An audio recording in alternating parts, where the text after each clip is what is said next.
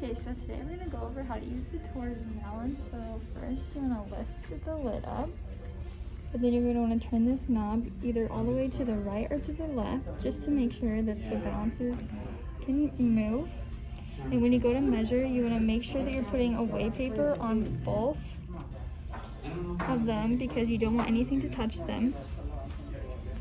And as you can see, the red line is moving more toward the center, and mine actually is pretty uneven, but if it wasn't, we would use these two knobs down here to turn and adjust it to make sure that it was even. So when you go to measure, if you're going to measure anything less than a gram, you can just use this knob here to set it to where you want to measure. So if I wanted 0.2 grams, I could set it here. If I wanted like 0.27, I could set it right there, etc. Then if you wanted to measure anything more than a gram, you're going to use these weights here. So if you wanted to do 1.2 grams, you would use the 1 gram weight and then turn the knob to 0.2 to measure 1.2.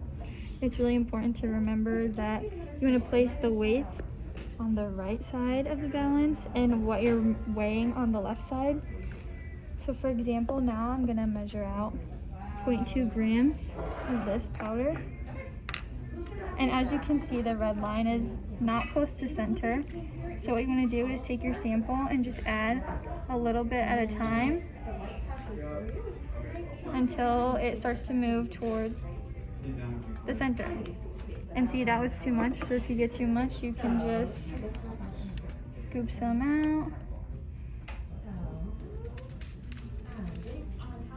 and keep going until you reach the middle.